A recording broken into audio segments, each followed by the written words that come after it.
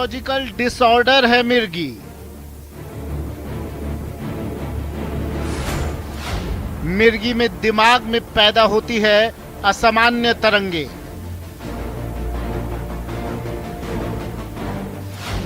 मरीज को बार बार पड़ने लगते हैं दौरे।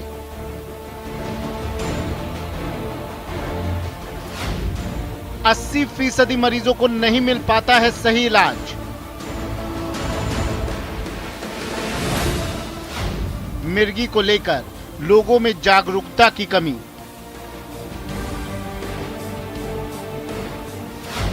मिर्गी को लेकर समाज में अंधविश्वास। अंधविश्वास से पड़ सकती है खतरे में जान।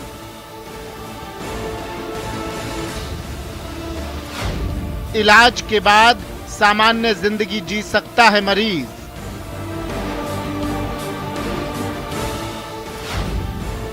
लाइलाज नहीं मिर्गी। मिर्गी एक न्यूरोलॉजिकल डिसऑर्डर है। इससे दिमाग में असामान्य तरंगे पैदा होती हैं। व्यक्ति को बार बार दौरे पड़ने लगते हैं। दौरा पड़ने पर दिमागी संतुलन बिगड़ जाता है और शरीर लड़खड़ाने लगता है। दौरे को कंट्रोल करने के लिए मरीज को दवाइयां दी जाती हैं। डॉक्टर्स के मुताबिक मिर्गी लाइलाज नहीं है। पुराने समय में और आज भी कई जगहों पर मिर्गी को लेकर तमाम तरह के अंधविश्वास फैले हैं। कई जगहों पर इसे ऊपरी हवा का चक्कर मानकर तांत्रिकों के चक्कर में पड़ जाते हैं, जिससे मरीजों की जान खतरे में पड़ जाती है। मिर्गी को लेकर लोगों को जागरूक करने के लिए हर साल 17 नवंबर को नेशनल एपिलेप्सी डे मनाया जाता है। मिर्गी क्या है इसका इलाज, इन तमाम मुद्दों पर चर्चा करेंगे आज दो टूक में। हमारे साथ इस विषय से जुड़े विशेषज्ञ भी मौजूद रहेंगे। आप देख रहे हैं दो टूक, मैं हूं आपके साथ सुमित गुप्ता।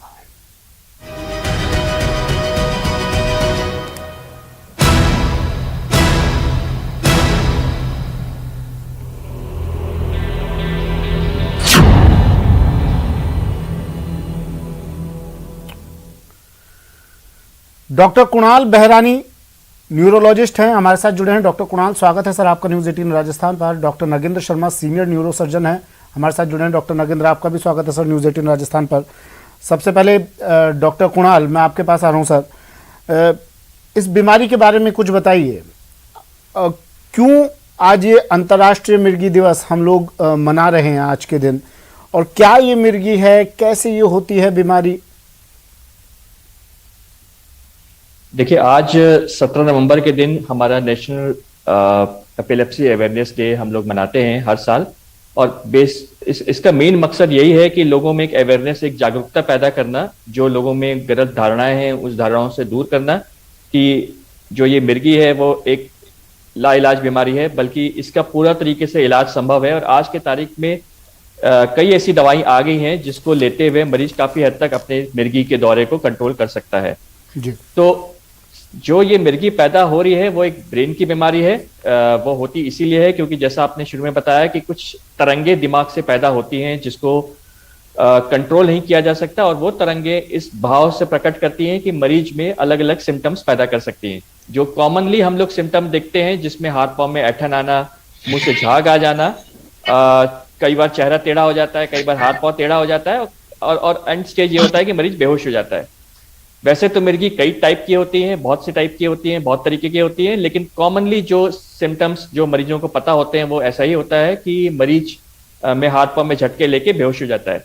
कुछ ऐसे भी सिम्टम्स होते हैं जिसमें मरीज गुमसुम हो सकता है, मरीज के केवल एक हाथ या एक अंग में भड़काव हो सकता है, मरीज के केवल आंखों के पुतलियों में हलचल मच सकती है, चेहरे में हल्के झटके आ सकते हैं, और कई बार मरीज गुमसुम हो जाता है और बोल नहीं पाता, अपने को वो एक्सप्रेस नहीं कर पाता। कभी कभी अचानक से दिखना नहीं, देख नहीं पाता, वो भी एक मिर्गी का सिम्टम हो सकता है। तो ये भिन्न तरीके के जो सिम्टम्स हैं, ये सारे के सारे मिर्गी के सिम्टम्स होते हैं, जिसे एक कॉमन आदमी को जरूर समझना चाहिए, जानना चाहिए, ताकि कभी भी आसपास हमारे ऐसे लोगों को ये सिम्टम्स नजर आए तो तुरंत एक डॉक्टर से कंसल्ट करना चाहिए। ठीक है। डॉक्टर नगेंद्र शर्मा, ये बीमारी सर, ये बीमारी दिमाग से संबंधित है, न्यूरो से जुड़ी बीमारी है ये? जी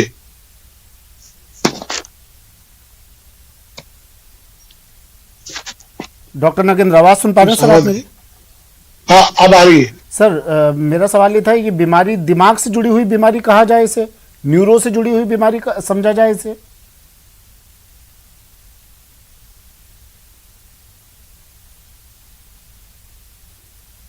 डॉक्टर नगेंद्र सर, आवाज सुन पा रहे हैं आप मेरी?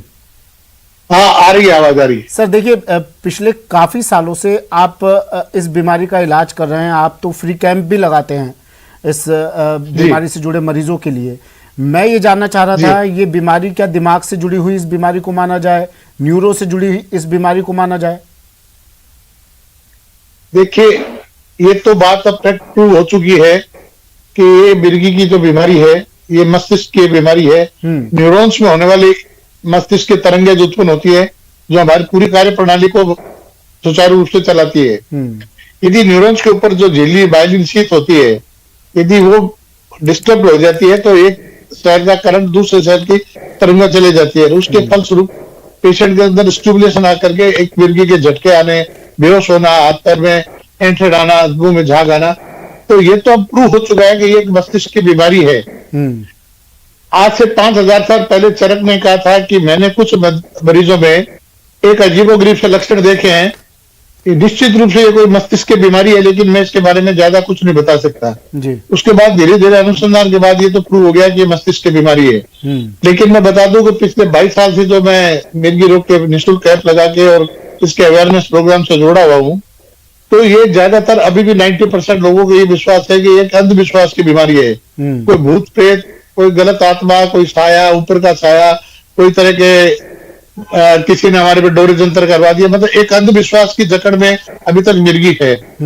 22 साल से लगातार इस पर काम करने के बाद 1 लाख मरीजों को हम इनमें सलाह दे चुके हैं, उनका इलाज कर चुके हैं। अंधविश्वास से विश्वास की ओर लाने में हमें बहुत बड़ी मुश्किल हो रही है। निश्चित रूप से एक मिर्गी एक बीमारी है जिसका लाइलाज नहीं, अब तो पूरी रूप से इलाज होने वाली बीमारी है। लेकिन इसको अंधविश्वास से की जकड़ से जब तक दूर नहीं करेंगे, लोगों में भ्रांतियां दूर नहीं करेंगे, भ्रम दूर नहीं करेंगे, जब तक ये एक अंधविश्वास की जकड़ में रहेगी। अच्छा सर, क्या हर दौरा मिर्गी का ही दौरा होता है? मतलब पहचान कैसे करें अगर किसी को दौरा पड़ा है कि मिर्गी का दौरा पड़ा है? ये आपको हमारे को इन्वेस्टिगेशन करने पड़ता है। इसमें 2 प्रमुख इन्वेस्टिगेशन है जी। एक MRI ब्रेन का करते हैं और एक EEG करते हैं, जिसको इलेक्ट्रोएन्केफेलोग्राम कहते हैं। इन दोनों से प्रूव हो जाती है कि पहली बात तो EEG तो ये बता देता है कि पेशेंट को मिर्गी के दौरे हैं, और MRI हमारे को ये बता देती है कि मिर्गी का कारण प्राइमरी एपिलेप्सी है या सेकेंडरी एपिलेप्सी है। दूसरी तरह की सेकेंडरी एपिलेप्सी है तो मिर्गी के MRI में कुछ न कुछ हमें उसका कारण, कोई ब्रेन ट्यूमर, कोई जैसे आजकल सबसे कॉमन जो है हेड इंजरी के बाद है, या न्यूरोसिस्टिक सर्कोसिस है, या और कोई ट्यूबरकुलोसिस है, कोई भी कारण से जिसके कारण ब्रेन सेल डैमेज हुए हैं, वो हमारे को MRI से डायग्नोज हो जाते हैं। और EEG कंफर्म कर देती है कि पेशेंट को निश्चित रूप से मिर्गी के दौरे हैं। तो इनके बाद कंफर्म होने के बाद मरीज का इलाज चालू किया जा सकता है। और ये दोनों मेथड इतने सटीक हैं कि इनसे आप 100% डायग्नोज कर सकते हैं कि पेशेंट मिर्गी का मरीज है। अच्छा, EEG में कुछ ये भी बताया जाता है, दिमाग में चलने वाली जो इलेक्ट्रिकल एक्टिविटी होती है उसका टेस्ट होता है EEG में? जी हाँ, ये आपकी पूरी ब्रेन की एक्टिविटी को रिकॉर्ड करता है और इसमें एबनॉर्मल वेव जाती है। जहां पर भी ब्रेन में फोकस होगा, ब्रेन का वो सेल, वो न्यूरॉन जो डैमेज है, जब वो वेव उसके ऊपर से गुजरेगी तो वहां वो EEG में एबनॉर्मल वेव आ जाएगी। तब जब आप EEG करने के बाद उसकी पूरी स्टडी करते हैं तो हमें पूरे रूप से कंफर्म हो जाता है कि निश्चित रूप से मरीज के इस हिस्से में से डिफेक्टिव न्यूरॉन्स हैं जो कि एपिलेप्टिक डिस्चार्ज दे रहे हैं। और उसके बाद मरीज का आप निश्चित रूप से इलाज चालू कर सकते हैं। लेकिन उसका कारण ढूंढने के लिए प्राइमरी 50% प्राइमरी एपिलेप्सी होती है जिसका कारण मालूम नहीं है, लेकिन 50% जो ब्रेन डैमेज के कारण सेकेंडरी एपिलेप्सी जिसको कहते हैं, वो हमारे को MRI में कंफर्म हो जाती है। साथ साथ में उस बीमारी का इलाज भी आपको करना पड़ेगा, जिससे मरीज को पूर्ण रूप से आराम मिल जाता है। ठीक है डॉक्टर कुणाल, क्या ब्रेन के स्ट्रक्चर में बदलाव के कारण ये बीमारी होती है? और दूसरी बात ये, क्या ये बीमारी जेनेटिक होती है, हो सकती है? कुछ लोग तो ये भी मानते हैं कि जिसको बीमारी है, जो ट्रीटमेंट ले रहा है उससे दूर रहो, उसका झूठा खाना मत खाओ। क्या छूने से भी बीमारी फैलती है? ये अंधविश्वास है कुछ लोगों में। देखिए, सबसे अगर मैं इसके वजह की बात करूं, कॉज की बात करूं, तो सबसे इम्पोर्टेंट जो हम लोग बताते हैं कि 60 से 70% जो पेशेंट्स होते हैं उसमें इडियोपैथिक जनरलाइज एपिलेप्सी हम कहते हैं। इडियोपैथिक का मतलब होता है कि हम जो भी जांच कराते हैं उस जांच में कुछ निकल के आता नहीं है। कई ऐसे मरीज होते हैं कि डॉक्टर साहब हमने एमआरआई भी करा लिया, ईजी भी करा लिया, तो भी ये हमारे पास पता नहीं चले कि ये दौरा कहाँ से पैदा हुआ है। तो ये एक 60 से 70% लोगों के साथ ऐसा होता है कई बार कि अगर हम स्कैन कराते हैं, एमआरआई कराते हैं, ईजी कराते हैं, तो वो बीमारी पकड़ में नहीं आती है। वो एबनॉर्मल एक्टिविटी जो दिमाग से पैदा हो रही है वो पकड़ में नहीं आती है। लेकिन इसमें मैं ये भी क्लियर करना चाहता हूं, वो हम लोग एक टाइम ईईजी से कई बार पता नहीं लगा पाते हैं। जब मरीजों को बीच बीच में हम ईईजी करके देखते हैं, थोड़े थोड़े दिनों के बाद करके देखते हैं, तो कई बार ईईजी से हमें इस गतिविधि से पता चल जाता है। दूसरी चीज, कितनी जल्दी हम ईईजी करा रहे हैं दौरा पड़ने के बाद, इससे भी बहुत डिपेंड करता है कि हम लोग अगर जल्द से जल्द ईईजी कराएं तो हमें काफी हद तक पता चल जाता है कि ये एबनॉर्मल जो दिमाग से करंट पैदा हो रहे हैं, ये दिमाग के किस हिस्से से पैदा हो रहे हैं। अब दूसरी इंपॉर्टेंट बात कि ये बीमारी फैलने वाली है कि नहीं, ये कोई एक कंटेजियस बीमारी नहीं है, ये कोई छुआछूत से फैलती नहीं है। ये एक लोगों में मिथ है, ये एक लोगों में गलत धारणा है कि ये एक बार किसी को अगर दौरे की बीमारी है तो वो उसके खाने से, झूठा खाने से या उसके छूने से किसी और को हो जाएगी। आज भी हमारे देश में बहुत सी ऐसी छोटे शहरों में, सिटीज में ये गलत धारणाएं बनी हुई है लोगों के बीच। हमने कई ऐसे पेशेंट्स को ये सलाह देते हैं, कैंप्स करते हैं, जिसमें काफी हद तक कंट्रोल, काफी हद तक ये हमारा मैसेज जाता है उनको कि ये एक फैलने वाली, छुआछूत वाली बीमारी नहीं है, ये कोई कॉन्टेजियस बीमारी नहीं है।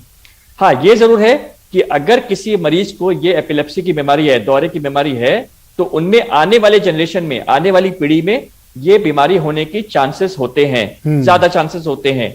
लेकिन ये कह पाना कि होगा कि नहीं, ये काफी हद तक गलत है कि होगा ही होगा। हाँ, चांसेस जरूर होते हैं आने वाली पीढ़ी में, अगर किसी को, किसी पेरेंट्स को, मतलब मदर को, फादर को अगर एपिलेप्सी की प्रॉब्लम होती है, तो आने वाले बच्चे में ये चांसेस होते हैं ये दौरा पैदा होने के। अच्छा, सिस्टी सर्कोसिस क्या होता है सर? ये इसमें भी फिट्स पड़ते हैं, दौरे पड़ते हैं इसमें? जी, सिस्टी सर्कोसिस हमारे देश में, हमारे कंट्री में एक बहुत कॉमन वजह है दौरा पड़ने की।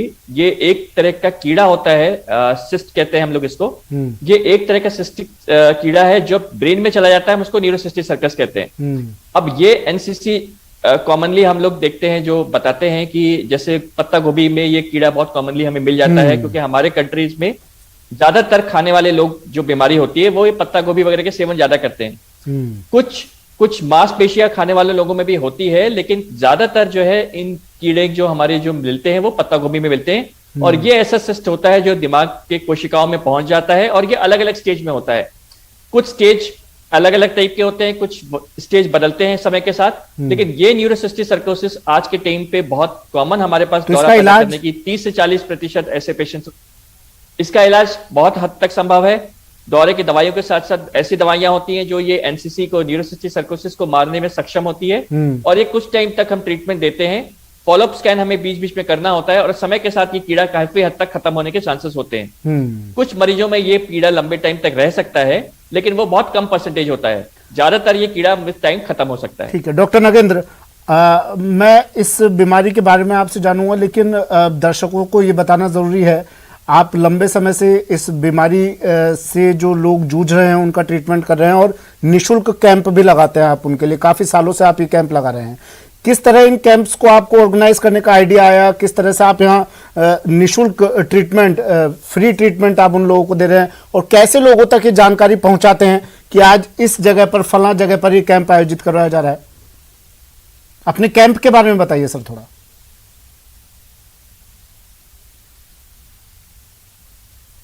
पोस्ट है छोड़ करके जो तूने न्यूरो सर्जरी का कार्य शुरू किया है, यानी मैं ये कह सकता हूँ कि पश्चिमी राजस्थान में न्यूरो सर्जरी का मैं जनक कहलाता हूँ, और मैंने ही यहाँ करके न्यूरो सर्जरी का कार्य शुरू किया।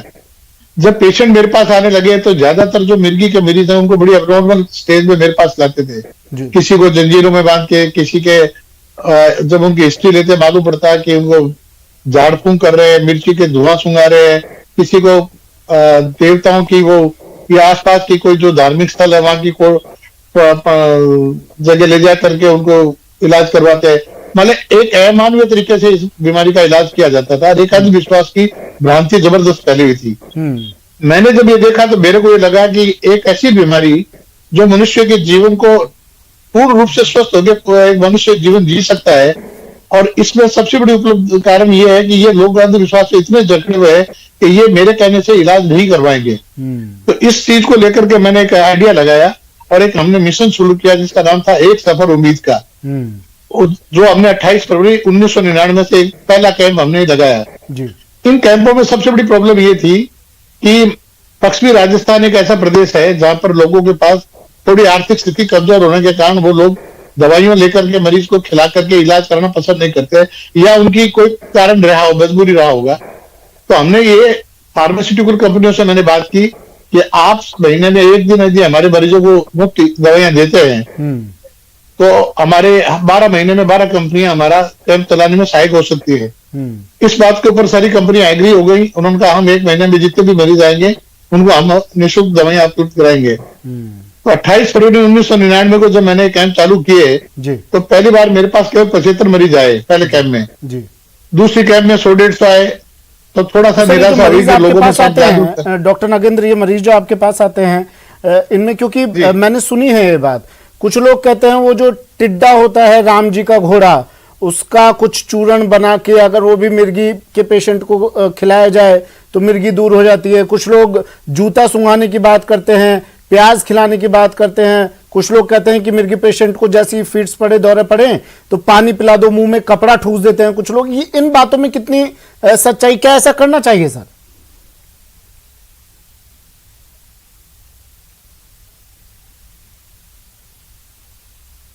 टिड्डियों के पाउडर को सेक करके उसका पाउडर बना के मिर्गी के मरीजों को खिलाने की एक दवा बनाते हैं। ये हमारे पश्चिमी राजस्थान में बहुत ज्यादा प्रचलन है। हाँ। या जैसे मरीज बेहोशी में होता है तो उसको प्याज या सड़ी हुई ऐसी गंदी चीज जिसमें बहुत तेज बदबू आती है वो सुंघाने का, जैसे जूता सुंघाना या पुराना ऐसा जुराब जिसके अंदर बदबू आ रही है, यानी सड़ान देने वाली कोई चीज उसको सुंघाते हैं तो उसके पीछे मान्यता ये है कि इसको सुंघाने से मरीज तुरंत होश में आ जाएगा। जबकि हकीकत ये है कि दौरा 5 से 10 मिनट से ज्यादा नहीं गिरता है, मरीज 15 मिनट में ऑटोमेटिक अपना भी होश में आ जाता है। अच्छा, करना क्या चाहिए उस वक्त? दौरा पड़ा, अगर प्राथमिक उपचार की अगर मैं बात करूं, घर पर अगर किसी को दौरा पड़ा उस वक्त क्या करना चाहिए? उसको मरीज को आप जमीन पे लेटा दीजिए, उसको हवा आने दीजिए, मुंह एक तरफ कर दीजिए। तो इस दौरे के दौरान मुंह में झाग आते हैं और कभी कभी मरीज उल्टी भी कर देता है। यदि आपने एक तरफ मुंह किया हुआ तो सारा बाहर आ जाएगा ताकि ये फेफड़ों के अंदर जाकर के उसके फेफड़ों को नुकसान नहीं करे। और 10 मिनट 15 मिनट तक वेट करिए। उसको ज्यादा मुंह में दांत जुड़ जाते हैं तो कोई चम्मच डालते हैं, कोई जूता सुखाते हैं, उस मरीज को कुछ ही नहीं करिए, आप शांति से लिटा दीजिए और उसके हवा बराबर आने दीजिए, भीड़ भाड़ नहीं कीजिए और 10-15 मिनट में मरीज अपना नॉर्मल होकर के स्वस्थ होकर अपना बैठ जाएगा। और जब उसको आधे घंटे तक थोड़ा सरदर्द या याददाश्त की कमी रहेगी लेकिन बाद में वो पूर्ण रूप से स्वस्थ हो जाएगा। लेकिन इसको उल्टा होता है कि जैसे मरीज को दौरा पड़ता है कोई उसको जूता सूंघाएगा, कोई उसको पानी पिलाने की कोशिश करेगा, कोई अंगुली दांतों के बीच में चम्मच डाल के कोशिश करेगा खोलने की तो दांत टूट जाते हैं। तो ये सभी चीजें नहीं करनी चाहिए। सिर्फ मात्र मरीज को लिटाए रखिए, 10-15 मिनट तक वेट करिए, मरीज अपना स्वस्थ हो जाएगा। उसके साथ कोई तरह की प्रक्रिया या उसके साथ उसको होश में लाने की कोई कार्रवाई नहीं करें। ठीक है डॉक्टर कुणाल, क्या ये जानलेवा बीमारी है? क्योंकि कुछ लोग ये भी कहते हैं कि इससे कार्डियक अरेस्ट की संभावना बढ़ जाती है, ऐसा है क्या सर? जी सो ये ना, इसको हम सुडेप कहते हैं, sudden unexplained death in epilepsy. ये सुडेप जो होता है ये अलग मैकेनिज्म है ऐसे पेशेंट को दौरे पड़ने में, जिनको दौरा पड़ने पे अचानक से जान चली जाती है जी। और ये टर्म आया ही इसीलिए कि जब ऐसे मरीजों में अचानक से जान चली जाती थी, जब उनका पोस्टमार्टम करके हम देखते थे तो उसमें पता चलता था कि कोई वजह हमें नहीं दिखी। तो फाइनली हमें पता चला कि ये कार्डियक एक्टिविटी कुछ हुई जिसकी वजह से मरीज की जान चली गई। अच्छा, ये सुडेप जो है कुछ लोगों में बहुत कॉमन हो सकता है, उन खासकर लोगों में जिनमें एपिलेप्सी बहुत लंबे टाइम से चल रही हो, जिनके दौरे कंट्रोल नहीं हो रहे हैं, जिनकी दवाइयां लंबी चल रही हैं। ब्रेन पर भी इसका असर पड़ता है? ऐसा नहीं कि मैं किसी को जी ब्रेन पर भी असर पड़ता है इसका? हेलो, नहीं जी, ब्रेन पे असर नहीं पड़ता। ये सडन अनएक्सप्लेन्ड डेथ होती है इसलिए है क्योंकि कई बार दौरे के टाइम पे हार्ट की एक्टिविटी, गतिविधि थोड़ी तेज हो जाती है जिसकी वजह से हार्ट अचानक से रुक सकता है।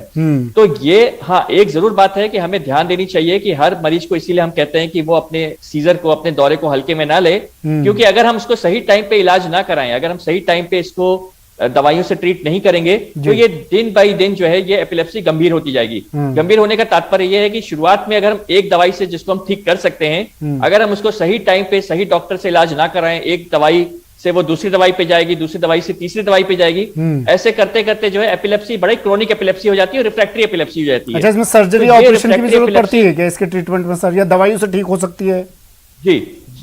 जी, ये जो एपिलेप्सी की मैं बात कर रहा हूं, ये दौरे के मरीज 80% से 80-85% जो है ये दवाइयों से अच्छे कंट्रोल हो जाते हैं 80 से 85% में। और आपको हैरानी होगी, इनमें से 70% को अगर हम समय पे टाइमली दवाई शुरू करें तो एक सिंगल दवाई पे दौरे कंट्रोल हो सकते हैं 70% मरीजों में। बाकी जो 10 से 15% मरीज बचते हैं उसमें सर्जरी की जरूरत पड़ती है। लेकिन ये मरीज ऐसे होते हैं जो एक लंबे टाइम से दौरे से जूझ रहे हो, जिसमें एक दिमाग के अंदर कोई ना कोई वजह हो, जैसे कहीं कोई सूजन पैदा हो गई हो, कहीं कोई दिमाग डेवलप नहीं कर पाया हो, जो हम बच्चों में देखते हैं आज बहुत कॉमनली हम देखते हैं, जिसको एमटीएस कहते हैं, मीजियल टेम्पोरल स्क्लेरोसिस कहते हैं। ये मीजियल टेम्पोरल स्क्लेरोसिस होती है जो वो वहां पे उसकी कोशिकाएं वीक हो जाती हैं। तो ये एमटीएस वाले मरीज ऐसे होते हैं जिनमें सर्जरी हम टाइमली कर सकते हैं और सर्जरी के रिजल्ट्स बहुत अच्छे होते हैं। ठीक है। लेकिन ये सर्जरी वाले जो पेशेंट्स होते हैं ये 10 से 15% ही होते हैं, बाकी 85% केसेस में हम अच्छी तरह दवाइयों से ट्रीट किया जा सकता है। ठीक है। डॉक्टर नगेंद्र, सर मुझे जल्दी से ये बताइए, क्या पुरुषों में, महिलाओं में, बच्चों में इसके अलग अलग इफेक्ट्स देखे जा सकते हैं, या फिर अगर छोटे कम उम्र के बच्चों में बीमारी हो रही है तो क्या उम्र बढ़ने के साथ साथ ये बीमारी खत्म हो जाएगी, कम इसके लक्षण हो जाएंगे?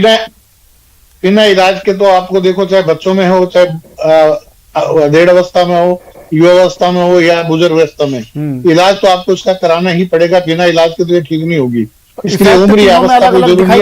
इसके हाँ, जैसा मैं मेरे आंकड़ों का एनालिसिस करूं तो हमारे पास में युवा बच्चों से लेके युवावस्था तक के ज्यादा मरीज हैं और 60 से लेकर के बुजुर्ग अवस्था में लोग थोड़े कम हैं। ये किसी भी अवस्था में आ सकती है, इसका कोई निश्चित समय नहीं है, न निश्चित आयु होगी, इसी आयु में ही होगी। लेकिन जैसे मान लो एक पेशेंट है, उसको सर की चोट लग गई है, वो 50-55-60 साल का है और चोट लगने से उसके दिमाग में एक हिस्से के अंदर स्कार बन गया है। ये स्कार उसके लिए एपिलेप्सी का काम करेगा, उस समय भी ये मिर्गी के दौरे डेवलप हो जाएंगे। ठीक है। तो इसकी कोई उम्र या अवस्था नहीं है, किसी भी उम्र में जब भी ये पैदा होती है, दौरे पड़ने लगते हैं, तो उसका इलाज करना निश्चित रूप से है। और बिना इलाज के इसका तो संभव ही नहीं है कि ये ठीक हो पाएगी। 5 साल लगातार बिना दवाई छोड़े मरीज सिंसियरिटी इलाज देता है। एक भी दवाई नहीं छोड़े, डॉक्टर की राय के बराबर 5 साल तक इसका ट्रीटमेंट चलेगा। डॉक्टर कुणाल एक लाइन में बताइएगा सर, क्योंकि वक्त की अब कमी है। क्या अल्कोहल, धूम्रपान, क्या इन चीजों का असर पड़ता है इस बीमारी को लेकर? और दूसरी बात ये, कुछ केस ऐसे भी आते कि कुछ लोग गुटखा खाते हैं और उसके तुरंत बाद उन्हें फीट्स पड़ जाते हैं, क्या इनका असर पड़ता है? देखिए, एपिलेप्सी के मरीजों में, दौरे के मरीजों में कोशिश करनी चाहिए, कोशिश का एकदम अवॉइड करना चाहिए, एकदम बंद करना चाहिए शराब का सेवन, ऐसी पदार्थों का जो धूम्रपान या ऐसी पदार्थों का जिसमें बहुत हद तक ये दौरे बढ़ सकते हैं। ठीक है। सो ऐसे मरीजों को एकदम ध्यान रखना है कि वो शराब बंद करें, कोई नशीला पदार्थ का सेवन ना करें। कई बार ऐसे जब सेवन करते हैं तो मरीज के दौरे बढ़ सकते हैं। और एक खास बात इसी में जोड़ना चाहूंगा कि रात की नींद प्रॉपर लेनी चाहिए, रात की नींद में गड़बड़ी नहीं करनी चाहिए, क्योंकि रात की नींद बहुत जरूरी होती है ऐसे मरीजों में। ठीक है। डॉक्टर नगेंद्र, एक लाइन में क्लोजिंग कमेंट सर, आज एपिलेप्सी डे है, क्या कहना चाहेंगे आप दर्शकों से? एक लाइन में सर क्लोजिंग कमेंट। देखिए, सबसे बड़ी ये चीज ये है कि अंधविश्वास से विश्वास की ओर लौटिए। अंधविश्वास में जकड़ करके अपने जिंदगी मत बर्बाद करिए, विश्वास से यानी डॉक्टरों के पास पहुंचिए, अपना इलाज कराइए। और जो हमारा अभियान चल रहा है एक सफल उम्मीद का, उसका उद्देश्य यही है कि मिर्गी रही तो जीवन सारा, यही है उद्देश्य हमारा। अंधविश्वास से विश्वास की ओर लौटे। ठीक है। अंधविश्वास से इलाज नहीं होगा मिर्गी का, और मिर्गी लाइलाज नहीं है, यह आपको ध्यान रखना है। अगर किसी को ऐसी आपको दौरे पड़ते हैं, किसी में ऐसे दौरे दिखाई देते हैं, आपको लक्षण दिखाई देते हैं, तो तुरंत आप डॉक्टर से संपर्क कीजिए। इसका इलाज संभव है, बस जरूरत है आपको जागरूक होने की। शुक्रिया आप दोनों का, डॉक्टर कुणाल, डॉक्टर नगेंद्र, अपना कीमती वक्त हमें देने के लिए। डॉक्टर कुणाल हमारे साथ जुड़े, डॉक्टर नगेंद्र हमारे साथ जुड़े और बताया कि मिर्गी लाइलाज नहीं है, इसका इलाज संभव है, लेकिन अंधविश्वास तो इसका इलाज कतई नहीं है। फिलहाल इतना ही, दीजिए इजाजत, नमस्कार।